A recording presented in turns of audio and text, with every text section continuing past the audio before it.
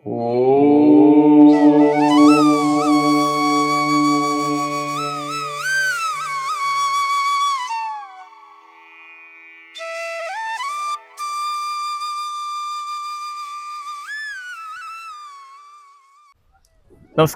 ഞാൻ ഗോപാലകൃഷ്ണൻ. വളരെ വിചിത്രമായിട്ടുള്ള ഒരു സ്ഥലത്താണ് ഞാൻ നിൽക്കുന്നത്. കാരണം വൈചിത്രങ്ങൾ കൊണ്ട് നിറഞ്ഞതാണ് നമ്മുടെ പ്രപഞ്ചം എന്നറിയാം. പ്രകൃതിയോട് കൂടുതൽ ഇണക്കം വരുമ്പോൾ ഈ പ്രപഞ്ചം നമ്മുടെ കൂടെ നിൽക്കും എന്ന് പറഞ്ഞതിനുള്ള മറ്റൊരു അടിസ്ഥാന ഉദാഹരണമാണ്. പ്രത്യേകിച്ചും ഗ്രാമീണ ഭംഗി തുളുമ്പുന്ന ഒരു സ്ഥലത്താണ് പാലക്കാട് ഉൾഗ്രാമ ഏരിയയിൽ നിൽക്കുന്നത്. തച്ചങ്കോട് എന്ന് പറയും. ഇവിടുന്ന് അങ്ങോട്ട് പല്ലശ്ശന എന്ന് പറയുന്ന വലിയ പ്രസിദ്ധമായ ക്ഷേത്രമുണ്ട്.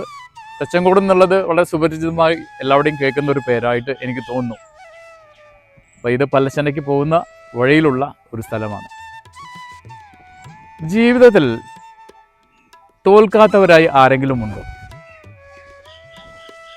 അത് നോക്കിക്കഴിഞ്ഞാൽ ഇപ്പം അതിൻ്റെ സ്കെയിലിംഗ് മീറ്റർ പരിശോധിക്കുകയാണെങ്കിൽ എങ്ങനെ വിജയിക്കാം, എങ്ങനെ സന്തോഷത്തിലേക്ക് എത്താം, എങ്ങനെ എൻ്റെ ടെൻഷൻ മാറ്റാം, അതുപോലെ തന്നെ എൻ്റെ പ്രിയപ്പെട്ട എന്നിൽ നിന്ന് അകന്നുപോയ ആളെ എങ്ങനെ കൂടെ കൊണ്ടുവരാം, എന്ത് പൂജ ചെയ്തു കഴിഞ്ഞാൽ കാര്യങ്ങൾ ശരിയാക്കാം എന്ന് പറഞ്ഞ് ഈ മൊബൈലിൽ, യൂട്യൂബിൽ അല്ലെങ്കിൽ സെർച്ച് ചെയ്തുകൊണ്ടിരിക്കുന്ന ആളുകളുടെ എണ്ണം നോക്കിക്കഴിഞ്ഞാൽ എത്ര നിരാശരായിട്ടുള്ള ആളുകളാണ് നമുക്ക് ചുറ്റും ഉണ്ടാവുക എന്നതറിയാൻ കൂടുതൽ ദൂരമൊന്നും സഞ്ചരിക്കേണ്ടതില്ല എന്ന് മനസ്സിലാവും. അപ്പോൾ നഷ്ടങ്ങൾ എന്തൊക്കെ തരത്തിലാണ്? പഠിച്ചു, നന്നായി പരീക്ഷ എഴുതി, തോറ്റു. അതുപോലെ തന്നെ നല്ല ജോബിന് വേണ്ടി ട്രൈ ചെയ്തു, പലവട്ടം പെർഫോം ചെയ്തു, നല്ല വിദ്യാഭ്യാസമുണ്ട്, കഴിവുണ്ട്, നല്ല പ്രതീക്ഷയുണ്ട്, കോൺഫിഡൻസ് ഉണ്ട്. അവിടെ പോയപ്പോൾ തോറ്റു, നിരാശപ്പെട്ട് മടങ്ങേണ്ടി വന്നു. ബിസിനസ് പല തരത്തിൽ ചെയ്തു നോക്കി, വീണ്ടും വീണ്ടും പൊട്ടിപ്പൊളിഞ്ഞു വരുന്നു. ആധ്യാത്മിക രംഗത്തേക്ക് കടക്കുന്നു, ചിലർ പ്രാക്ടീസുകൾ മുടങ്ങുന്നു. ആ പ്രാക്ടീസുകൾ പകുതി വഴിക്ക് പോലും എത്താതെ കണ്ട് മടങ്ങേണ്ടി വരുന്നു. അങ്ങനെ ധനപരമായും സ്പിരിച്വലി, ഫിസിക്കലി, ചിലപ്പോൾ കുടുംബ ബന്ധങ്ങൾ തകരുന്നു. അതിൻ്റെ അവസ്ഥാന്തരങ്ങൾ എന്താണ് എന്ന് നോക്കുന്ന സമയത്ത് നമുക്ക് മനസ്സിലാക്കേണ്ട കാര്യം, ഈ ഒരു വീഡിയോ ഇങ്ങനെ ഒരു ലൊക്കേഷനിൽ വെച്ചിട്ട് ഈ ഒരു കണ്ടന്റ് പറയാൻ വേണ്ടിയല്ല ഞാൻ ഉദ്ദേശിച്ചത്. വന്ന വിഷയത്തിൽ നിന്നും തീർച്ചയായിട്ടും വ്യതിചലിക്കുകയായിരുന്നു. ഇവിടെ നിന്നും ഏതാനും കിലോമീറ്റർ അകലെ, ഏകദേശം 4 കിലോമീറ്റർ അകലെ ഞങ്ങൾ ലൊക്കേഷൻ തേടി പോയപ്പോൾ അവിടെ നിന്ന് കുറേ വണ്ടികൾ മടങ്ങുന്നു. വളരെ നിരാശപ്പെട്ട ആളുകളുടെ മുഖം കുറേ മടങ്ങുന്ന വണ്ടികളിൽ ഞങ്ങൾക്ക് ദൃശ്യമായി. അപ്പോൾ കല്യാണമായിരിക്കുമോ എന്ന് സംശയിച്ചു. പക്ഷേ ഒരാളുടെ മുഖത്ത് കല്യാണത്തിൻ്റെതായിട്ടുള്ള സന്തോഷമോ ഒരുക്കങ്ങളോ ഒന്നും കാണാൻ സാധിച്ചില്ല. തൊട്ട് താഴത്തേക്ക് ഞങ്ങൾ മടക്കയാത്രയിൽ സ്ഥിരമായി ചായ കുടിക്കുന്ന ഒരു കൊച്ചു ചായക്കടയുണ്ട്. അപ്പോൾ ആ ചായക്കടയിൽ കയറി ചായ കുടിക്കുകയും അതുപോലെ തന്നെ നമ്മുടെയൊക്കെ സഹജീവികളായിട്ട് നമ്മൾ ഏറ്റവും ആദ്യം ഇണക്കി വളർത്തിയ കുറേ പട്ടികളുണ്ട് ഇവിടെ. പട്ടികൾ എന്ന് പറയുമ്പോൾ ഞാൻ അവഹേളിച്ച് പറഞ്ഞതല്ല, സ്നേഹത്തോടെയുള്ള നമ്മളെ സംരക്ഷിക്കുന്ന കാവലാളന്മാർ അല്ലേ. അത് പാടത്ത് നിന്നാൽ നാടൻ പട്ടിയും, അകത്ത് നിന്നാൽ പൊമറേനിയനും അതുപോലെ ഡാഷ് ഹണ്ടൊക്കെ ആയി മാറുന്ന ആ ഒരു ജനുസ്. അവരോടൊക്കെ ഞങ്ങളുടെ സ്നേഹം പങ്കിട്ട് അവർക്ക് വയറ് നിറയെ ഫുഡൊക്കെ വാങ്ങിച്ചു കൊടുത്ത് ഇരിക്കുന്ന സമയത്താണ് അറിയാൻ സാധിച്ചത്.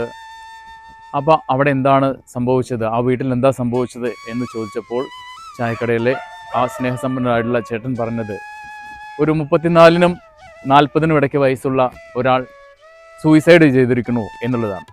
ഞാൻ ഉടനെ ചോദിച്ചു അദ്ദേഹം വിവാഹിതനാണോ എന്ന്. കാരണം മറ്റ് കുഞ്ഞുങ്ങളും ബാധ്യതകളും ഉണ്ടെങ്കിൽ അദ്ദേഹത്തിൻ്റെ ആ ഫ്രെയിമിൻ്റെ വലുപ്പം, അദ്ദേഹത്തിൻ്റെ ബാധ്യതകളുടെ വലുപ്പം, സങ്കടത്തിൻ്റെ ആഴവും പരപ്പൊക്കെ നമുക്കൊന്ന് ഊഹിച്ചറിയാൻ വേണ്ടിയിട്ടായിരുന്നു. അപ്പോൾ തന്നെ പറഞ്ഞു, പാലക്കാട്ടുകാരനായ ഇദ്ദേഹത്തിന് കല്യാണം കഴിഞ്ഞെന്നാണ് തോന്നുന്നത്. അവരുടെ വൈഫ് ഹൗസ് ഇവിടെ നിന്ന് ദൂരെ മാറി എറണാകുളത്താണെന്ന്. അപ്പോൾ തന്നെ ഏറെക്കുറെ കാര്യങ്ങൾ എനിക്ക് മനസ്സിലായി. അതൊരു സ്നേഹബന്ധത്തിൻ്റെ പുറത്ത് ഒരുപക്ഷെ സോഷ്യൽ മീഡിയയുടെ ഒരു പ്ലാറ്റ്ഫോമിൽ നിന്ന് കണ്ടുമുട്ടിയ പരിചയമായിരിക്കാം ഇത്തരത്തിൽ വന്നിട്ടുണ്ടാവുക. റീസൺ എന്തെന്ന് ഇത്ര നേരം നമുക്ക് അറിയാൻ കഴിഞ്ഞിട്ടില്ല. എനിവേ, ഞാൻ നിങ്ങളോട് പറയുന്ന ഒരു കാര്യം, പരാജയങ്ങൾ എന്തുമോ ആയിക്കോട്ടെ, നമ്മൾക്ക് യാത്ര ചെയ്യേണ്ട ഒരു ബസ് മിസ്സായെന്ന് പറഞ്ഞ് അവിടെ തൊട്ടടുത്തുള്ള കുളത്തിലോ അല്ലെങ്കിൽ മരത്തിലോ നമുക്ക് സൂയിസൈഡ് ചെയ്യാനുള്ള കാര്യം ഉണ്ടോ? ഒന്ന് ചിന്തിച്ച് നോക്കൂ. നമ്മൾ അതിൻ്റെ അടുത്ത ബസ്സിന് വേണ്ടി വെയിറ്റ് ചെയ്യുന്നു അല്ലേ? ആ ബസ്സിൽ കയറി പോകുന്നു. ഒരവസരമാണ് നഷ്ടപ്പെട്ടതെങ്കിൽ അത്തരത്തിൽ അതിനെ മറികടക്കുക. നിങ്ങളിൽ നേടാൻ പറ്റാതെ പോയിട്ടുള്ള എന്തെങ്കിലും സ്നേഹമാണ് എന്നുണ്ടെങ്കിൽ അടുത്ത സ്നേഹിക്കാൻ നിങ്ങൾക്ക് അർഹമായിട്ടുള്ള ആൾ വരും എന്നുള്ള കാര്യം ഉറച്ചു വിശ്വസിക്കുക.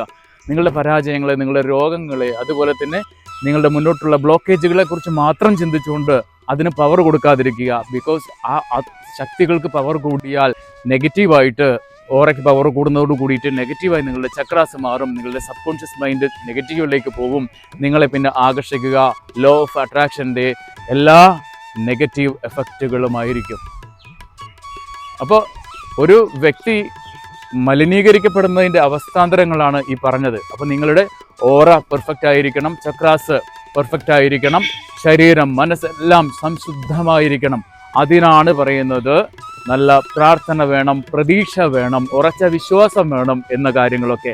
അപ്പോൾ പ്രാർത്ഥനയ്ക്കും പ്രതീക്ഷയ്ക്കും ഉറച്ച വിശ്വാസത്തിനുമൊക്കെ നമ്മളുടെ ഓറയെയും ചക്രാസിനെയും എത്രത്തോളം ബൂസ്റ്റ് ചെയ്യാൻ സാധിക്കും. അതുപോലെ തന്നെ നമ്മൾക്ക് നഷ്ടപ്പെട്ടു പോയ അല്ലെങ്കിൽ നമ്മൾ ട്രിഗർ ചെയ്തുകൊണ്ടിരിക്കുന്ന നഷ്ടബന്ധങ്ങളുണ്ടാവും. അതിൽ നിന്നൊക്കെ ഫോർമുലേറ്റ് ചെയ്ത് വരുന്ന നെഗറ്റീവ് എനർജിയെ അകറ്റി നിർത്തിക്കൊണ്ട് നമ്മളെ പോസിറ്റീവ് വൈബിലേക്ക് കൊണ്ടു ചെന്നെത്തിച്ച് നമ്മുടെ ബിസിനസ് ആയിക്കോട്ടെ, ജീവിതമായിക്കോട്ടെ, കുടുംബാന്തരീക്ഷമായിക്കോട്ടെ, അതൊക്കെ മെച്ചപ്പെടുത്തി മുന്നോട്ട് പോകാൻ നാം എന്നുള്ള ആ വ്യക്തിക്ക് സ്വാതന്ത്ര്യം കൊടുക്കൂ. ആദ്യം മോചിപ്പിക്കൂ അവരെ, ആ പ്രയാസങ്ങളിൽ നിന്ന് മോചിപ്പിക്കൂ. എന്തിന് ഇത്തരം കാര്യങ്ങളിൽ മാത്രം ലൊക്കേറ്റ് ചെയ്ത് നിൽക്കുന്നു? അതിൽ നിന്നും നിങ്ങൾക്ക് അതിജീവനം സാധ്യമാണ് എന്ന് പലരും മുന്നേ പോയവർ പലരും തെളിയിച്ചതാണ്. തോമസ് ആൽവ എഡിസൺ പലവട്ടം പരീക്ഷണങ്ങൾ തോറ്റ ഒരു വ്യക്തിയാണ് അല്ലേ. ഇന്ന് എത്രയോ നൂറ്റാണ്ട് മുമ്പാണെങ്കിൽ കൂടി അത്തരം മഹത് വ്യക്തികളെ നമ്മൾ ഓർക്കാൻ കാരണം അവർ സഞ്ചരിച്ച പാതയിൽ അവർക്ക് ഏറ്റിട്ടുള്ള മുറിവുകൾ ഒക്കെ അവർ തന്നെ ഹീൽ ചെയ്യുമായിരുന്നു. എന്ന് വെച്ചാൽ അവർ തന്നെ അതിനെ ഒരിക്കലും അംഗീകരിക്കാതെ അകറ്റി നിർത്തി ലക്ഷ്യത്തിലേക്കാണ് അവർ സഞ്ചരിച്ചത്. അതുപോലെ നിങ്ങൾക്ക് ഏവർക്കും സാധിക്കും. അതുകൊണ്ട് ഒരു മിനിറ്റ് നേരം ചിന്തിക്കുക. നിങ്ങൾ തെറ്റായ തീരുമാനത്തിലേക്ക് പോകുന്നതിന് അല്പം നേരം നിങ്ങൾക്ക് ദൈവം കൃത്യമായി തന്നെ തരും. അത് ആലോചിക്കാൻ വേണ്ടിയാണ്, പരാജയപ്പെടാൻ വേണ്ടിയല്ല, പരാജയത്തെ സമ്മതിച്ചു കൊടുക്കാൻ വേണ്ടിയല്ല. നമുക്കറിയാം ജീവിതമാവുമ്പോൾ റിയാലിറ്റികൾ കുറേ ഉണ്ടാവും, സങ്കടങ്ങൾ കുറേ ഉണ്ടാവും. അപ്പോൾ അത് മാത്രമല്ല ജീവിതം. അതിനെ മറികടക്കാനുള്ള സൊല്യൂഷനുകളിലേക്ക് നിങ്ങൾ പോയി കഴിഞ്ഞാൽ നിങ്ങൾ എന്താവും? പരാജയത്തിൻ്റെ തോഴനോ തോഴിയാവാതെ വിജയത്തിൻ്റെ വലിയ കപ്പലിലേറി സഞ്ചരിക്കാൻ സാധിക്കും. ഒപ്പം ദൈവിക തുണയും നിങ്ങൾക്ക് ഉണ്ടാവും എന്ന് തന്നെയാണ് ഞാൻ എൻ്റെ ജീവിതത്തെ ആസ്പദമാക്കി നിങ്ങളോട് പറഞ്ഞു തരുന്ന കാര്യം. ഞാൻ എന്നോട് സംവദിക്കാൻ വരുന്ന ആളുകളോട് പറയാറുണ്ട്, അവർ ചോദിക്കാറുണ്ട്, സാർ അങ്ങനെ ഇത്രയും ചെറിയൊരു പ്രായത്തിൽ ഇങ്ങനെ ഒരു വലിയൊരു ഉന്നത സ്ഥാനം വഹിക്കുന്നുവെന്ന്. അപ്പോൾ ഞാൻ കൃത്യമായി പറഞ്ഞു കൊടുക്കാറുണ്ട്, എൻ്റെ ശരീരത്തിൻ്റെ പൊട്ടാത്ത ഭാഗങ്ങളൊന്നും ഉണ്ടാവില്ല, കാരണം ഞാൻ നിരങ്ങുകയും ഓടുകയും ഒക്കെ ആയിരുന്നു എന്ന് ഞാൻ പറഞ്ഞു കൊടുക്കും. അത്രയും അനുഭവങ്ങളുടെ തീച്ചൂളകൾ കടന്നിട്ടാണ് സ്പിരിച്വാലിറ്റി ആണെങ്കിലും, അതായത് മറ്റുള്ളവർക്ക് ഹീലിംഗ് എനർജി ആയിട്ടും, നിങ്ങളിൽ ഒരു മനുഷ്യജീവിയായിട്ടും, സഹജീവികളുടെ കൂട്ടുകാരനായിട്ടും എല്ലാം നിങ്ങളോടൊപ്പം ചേർന്ന് ജീവിക്കാൻ എനിക്ക് സാധിക്കുന്നത്. നിങ്ങളുടെ ഉള്ളിലൊക്കെ ഇതേ ആത്മചൈതന്യമാണുള്ളത്. എൻ്റെ ഉള്ളിൽ എന്താണോ ഉള്ളത് അതേ ആത്മചൈതന്യം നിങ്ങളുടെ ഉള്ളിലിരിക്കുമ്പോൾ നിങ്ങൾ ഭയക്കുന്നത് എന്തിന്? മുരുകൻ നമ്മളോട് ചോദിച്ചതുപോലെ യാമിറക്കു ഭയമേൻ എന്ന് പറയുന്ന ആത്മചൈതന്യം അകത്തിരിക്കെ തന്നെ നിങ്ങൾ എന്തിനാണ് വറീഡാവുന്നത്? അതുപോലെ തന്നെ ദൈവികമായ ചൈതന്യം നിങ്ങളുടെ സമയമാകുമ്പോൾ നിങ്ങളിലേക്ക് എത്തും. നിങ്ങൾ അതിനുവേണ്ടി ശ്രമിക്കണം. അതിനു വേണ്ടിയുള്ള പ്ലാറ്റ്ഫോമുകളിലേക്കാണ് നിങ്ങൾ മാറേണ്ടത്. അതിനുവേണ്ടിയുള്ള കാര്യങ്ങളാണ് പ്രത്യേകിച്ച് പറയാൻ ഉള്ളത്. എന്തായാലും പരാജയപ്പെടാത്ത ഒരാളും തന്നെ ലോകത്തില്ല എന്നുള്ള കാര്യം ഓർക്കുക. നിരാശ വെടിഞ്ഞ് തെറ്റായ ചിന്തകളിലേക്ക് പോവാതെ, തെറ്റായ തീരുമാനങ്ങളിലേക്ക് പോകുന്നതിന് മുമ്പ് ആലോചിക്കുക. പരിഹാരവുമായിട്ട് ദൈവം നിങ്ങളുടെ മുന്നിൽ പ്രത്യക്ഷപ്പെടുക തന്നെ ചെയ്യും. അത് പല ആളുകളുടെ രൂപത്തിൽ, ജ്ഞാനത്തിൻ്റെ രൂപത്തിൽ, എന്തെങ്കിലും ഒരു നിമിത്തവശാൽ. അപ്പോൾ ആരും നിരാശപ്പെടേണ്ടതില്ല.